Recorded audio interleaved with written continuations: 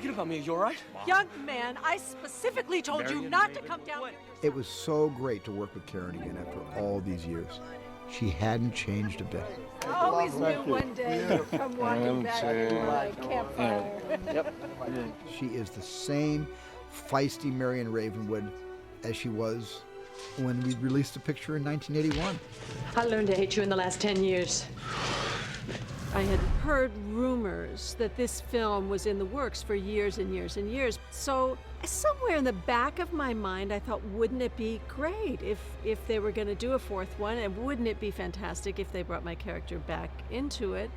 But I can't say that I really, believed that that was going to happen. So I'm just, actually, I was at my studio one day, and the telephone rings, and I pick it up, and I hear somebody on the phone going, "I've got Steven Spielberg on the line for you." And he said, "I guess you know why I'm calling." And I said, "No, I don't." And he said, "What? Haven't you been watching television? Haven't you been reading the papers?" And I said, "No."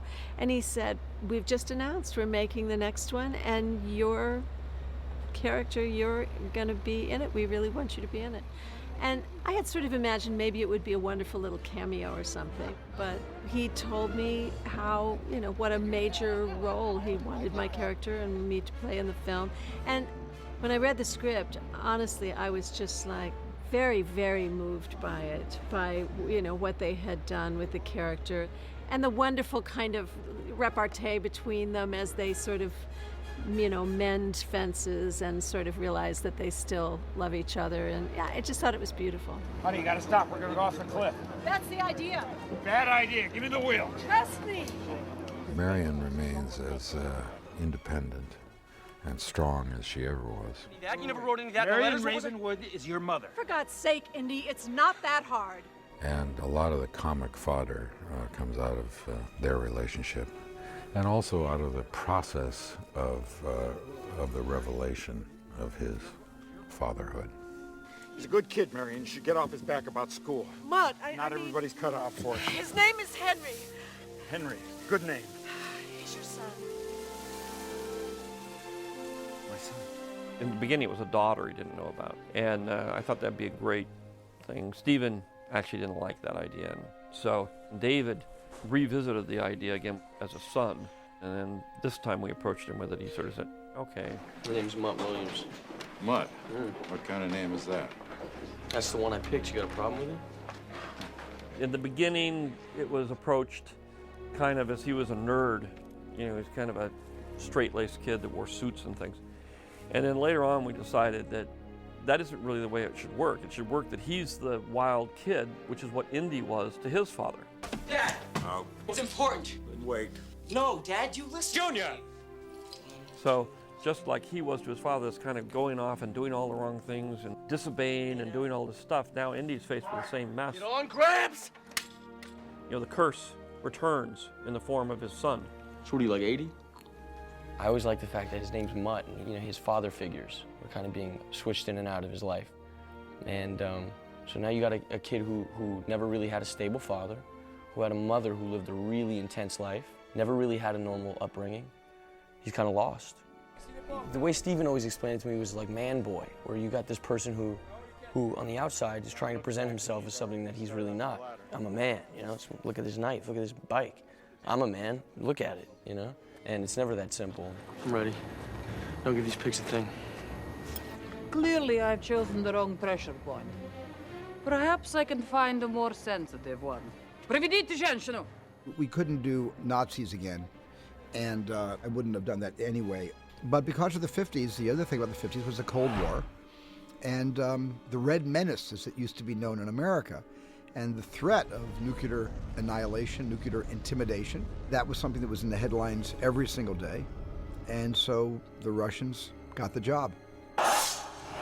Russians? This ain't gonna be easy. Not as easy as it used to be. The skull was stolen from Akator in the 15th century. Whoever returns it to the City Temple will gain control over its powers. I've heard that bedtime story before. What the Indiana Jones movies have always done really well is play with existing mythology and bend it to their storytelling purposes, you know. So everything in it is drawn from real mythology. There may be hundreds of skulls at Akator, perhaps thousands. Whoever finds them will control the greatest natural force the world has ever known. Power over the mind of man. You know, there are crystal skulls, you know, and there are large groups of people that believe all these things. So, could be true, could be not, we don't know. But the closer you can stick to real legends, the better the movie's going to work, I think. A mind weapon. A new frontier of psychic warfare. That was Stalin's dream. There was a lot of history about the Russians having a big program about mind control, ESP.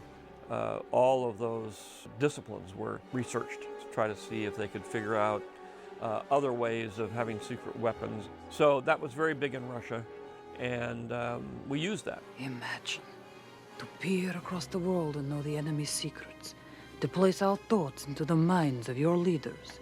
And the best part, you won't even know it's happening. Well, the original title on the original script was Indiana Jones and the Saucerman, and that's what I wanted it to be. And then it went from there to things even like Indiana Jones and the Attack of the Giant Ants. I said, hey, let's call this Indiana Jones and the yada yada of the Mysterians, until I realized, wait, we can't call it that. There was a movie called The Mysterians, so we had to give that up. I really, for a long time, thought the movie should be called Indiana Jones and the Son of Indiana Jones. That was my bright idea, but not really. David Koepp had written out 25 titles. George wrote out some, I wrote out some, and the three of us basically came to the conclusion that, you know, Indiana Jones and the Kingdom, which was a word George insisted on using, of the Crystal Skull was the right balance of mystery and being able to embrace our MacGuffin. But, you know, all the traditions of Indiana Jones are back again. I wasn't trying to reinvent the wheel here. I wasn't trying to make this movie bigger or better. I wanted this to be a blood relative to the other three Raiders pictures. And I just think that we created Indiana Jones, but it belongs to the world. And now we're their custodians. And our job really is to serve up a huge helping of not only what Indiana Jones means to older people who grew up with it, but we need to reintroduce the character to those who didn't. And so those are my responsibilities.